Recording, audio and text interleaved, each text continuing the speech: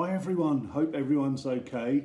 So it's been a little while since I recorded a story on here, so I'm really looking forward to doing it again.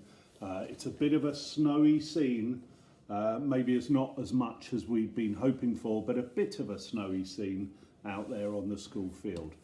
This book is called Dogger by Shirley Hughes, and like another in my series of stories, it's one I read and read and read to my boys when they were little. Dave was very fond of Dogger. He took him everywhere. Sometimes he gave him rides in a trolley. Sometimes he pulled him along on a lead made of string like a real dog. When it was cold, he wrapped him up in a bit of blanket. Now and again, Dave's mum said that Dogger was getting much too dirty. She showed Dave how to wash him in a bowl of soapy water. Then they hung him up by his tail on the washing line to dry. Can you see that?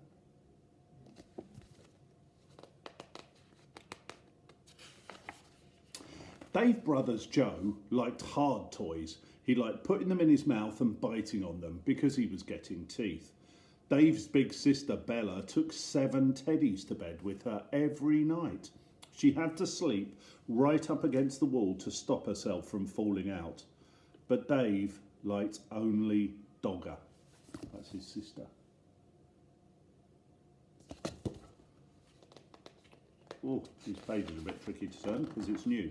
One afternoon, Dave and Mum set out to collect Bella from school. Mum took Joe in the pushchair and Dave took Dogger. Next to the school gate where the mums waited was a playing field. Some men with ladders were putting up coloured flags. Mum said there was going to be a summer fair to get money to buy things for the school. Dave pushed Dogger up against the railings to show him what was going on.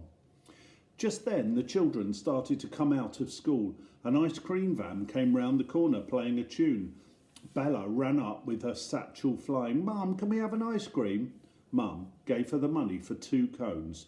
Joe didn't have a whole ice cream to himself because he was too dribbly. There's Dogger on that one, looking through the fence.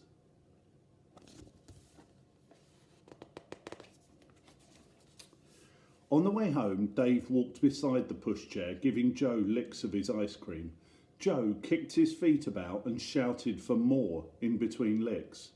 At tea time, Dave was rather quiet. In the bath, he was even quieter. At bedtime, he said, "I want Dogger." But Dogger was nowhere to be found.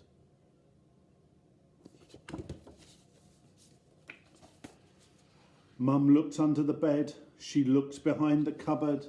She searched in the kitchen and underneath the stairs.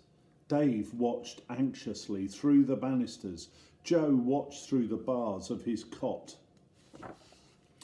Bella joined in to look for Dogger. She turned out her own toy box in case he was in there, but he wasn't. When Dad came home, he looked for Dogger too. He searched in the shed and down the garden path with a torch, but Dogger was quite lost. Dave was very sad when he went to bed. Bella kindly lent him one of her teddies to go to sleep with, but it wasn't the same as Dogger. Dave kept waking up in the night and missing him. There he is.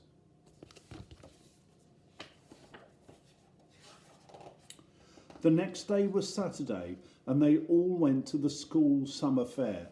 The playing field was full of stalls and sideshows. This looks a bit like our summer fairs when we have them.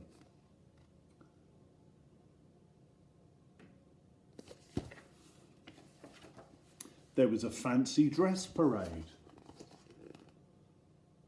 I wonder if you can pick out who's who there. There was sports with an egg and spoon race, a wheelbarrow race and a father's race. Bella was very good at races. She won the 3-legged race with her friend Barbara.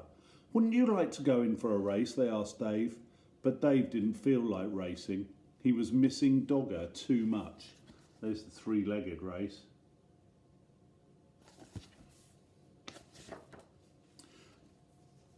Then another very exciting thing happened to Bella. She won first prize in a raffle. It was a huge yellow teddy bear wearing a beautiful blue silk bow. He was almost as big as Dave. Dave didn't like that teddy at all. At that moment, he didn't like Bella much either because she kept on winning things. He went off on his own to look at the other stalls. There's Bella winning her teddy bear. One lady had a toy stall full of knitted ducks and cars and baby dolls in bonnets. And there, at the very back of the stall, behind a lot of other toys, was... guess who? Dogger. He was wearing a ticket saying 5p. There were a lot of people round the stall. Dave tried to explain to the lady that it was his dogger who had got lost and somehow been put on the stall by mistake, but she wasn't listening. He looked in his pocket. He had 3p, but that wasn't enough. He ran to find Mum and Dad to ask them to buy Dogger back at once. Dave went everywhere in the crowd, but he couldn't see Mum and Dad. He thought he was going to cry. At last he found Bella by the cakes. When she heard about Dogger, she and Dave ran back to the toy stall as fast as they could. But something terrible had happened. Dogger had just been brought by a little girl. She was already walking off with him. Dave began to cry. Bella ran after her and tried to explain that Dogger really belonged to Dave and could they please buy him back. But the little girl said no. She had bought Dogger with her own money and she wanted him. She held on to him very tightly. Dave cried and cried, and the little girl started to cry too.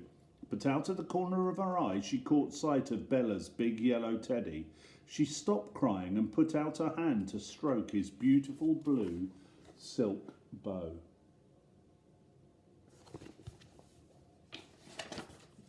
Then Bella did something very kind.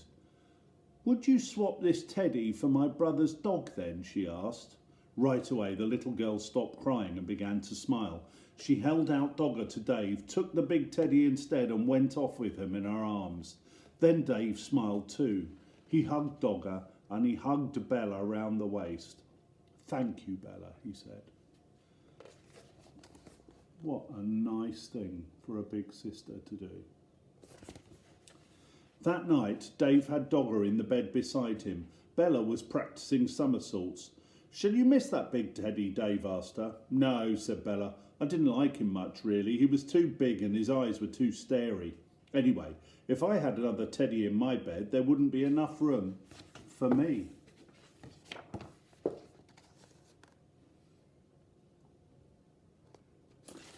And I wonder if you've ever lost your favourite toy. Oh dear, I remember when one of my boys, Alex, he had a favourite teddy and he lost it for about 2 days. Oh dear, and he was feeling so sad like Dave in the story. But luckily, like Dave and Dogger, we found the teddy. Okay, lovely to read for you. See you again.